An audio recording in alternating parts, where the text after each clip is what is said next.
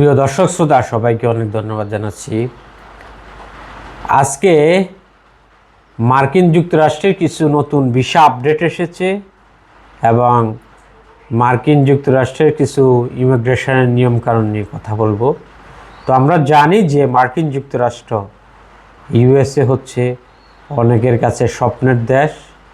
পৃথিবীর প্রায় অনেক দেশের মানুষ ইউএসএতে যেতে চায়।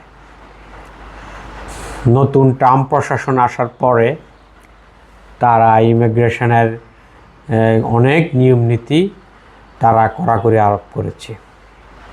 মানে এই নিয়মগুলি আগেও ছিল, কিন্তু নতুন ট্রাম্প প্রশাসন আসার পরে তারা এই নিয়মগুলি প্রয়োগ শুরু করেছে।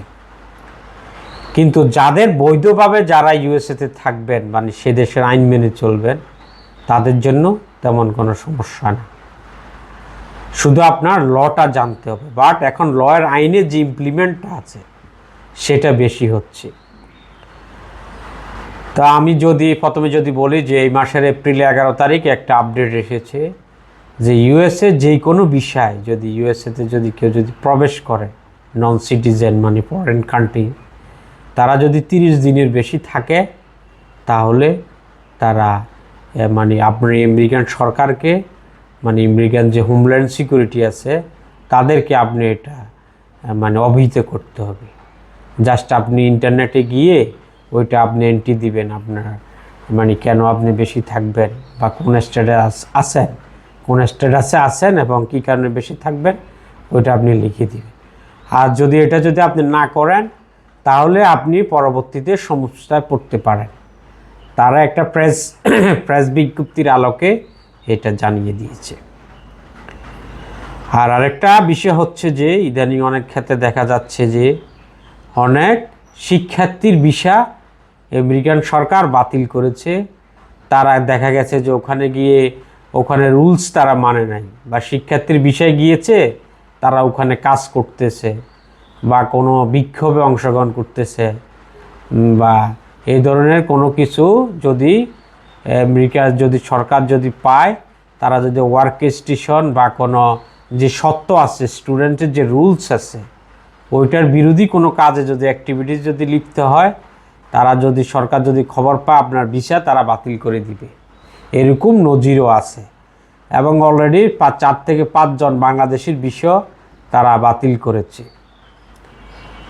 যা আগে যেটা আইন ছিল, প্রয়োগ ছিল না, কিন্তু নতুন প্রশাসন এসে মানে এটা তারা প্রয়োগ শুরু করেছে খুব ভালোভাবে। নতুন যে ট্রাম্প প্রশাসন আছে তারা এই ক্ষেত্রে কঠোরভাবে আইনের প্রয়োগ করছে। তো দর্শক, আপনারা যে দেশে থাকেন না কেন, ইউএসএ থাকুক, যে দেশে থাকুক, আপনারা ওই দেশের রুলস আপনারা ভায়োলেশন করবেন না। রুলস যদি ভায়োলেশন করেন তাহলে মানে আগে হয়তো দেখা গেছে যে আইনের একটু কম প্রয়োগ ছিল, কিন্তু নতুন প্রশাসক এসে, নতুন যে সরকার আছে ওইটা এসে তারা প্রয়োগটা বা মানে প্রয়োগ বাড়িয়ে দিয়েছে। যদি আপনি কোনো একটা লয়ের আন্ডারে থাকেন তাহলে আপনার কোনো সমস্যা নেই। একজন স্টুডেন্ট একজন F1 স্টুডেন্ট, তা সে গেল ওখানে গিয়ে সে একবারই ক্লাস না করে চাকরি শুরু করে দেয়, আর আমেরিকান প্রশাসন এটা খবর পায়, এখন কিন্তু আপনাকে সোজা দেশে পাঠিয়ে দিবে। আপনি যদি লয়ের আন্ডারে থাকেন, আপনার স্টাডি শেষ হয়ে যায়, তখন আপনি বৈধভাবে আপনি হয়তো EB3 অথবা আপনি আমেরিকান যে H1B আছে বা আপনার যে চাকরি আপনি ম্যানেজ করতে পারেন ওই সময়ের আন্ডারে, তখন আপনি একটা লিগ্যাল ফ্রেমওয়ার্কের মধ্যে থাকেন তাহলে আপনার কোনো সমস্যা নেই। But when you will violation of law, বা তখন কিন্তু আপনি ওদের জালে আটকা পড়বেন। এখন তারা দিন দিন মানে ল যেহেতু ব্রেক না করতে পারে, ট্রাম্প প্রশাসন এক্ষেত্রে অনেক কঠোর নীতি মানে প্রয়োগ করা শুরু করেছে।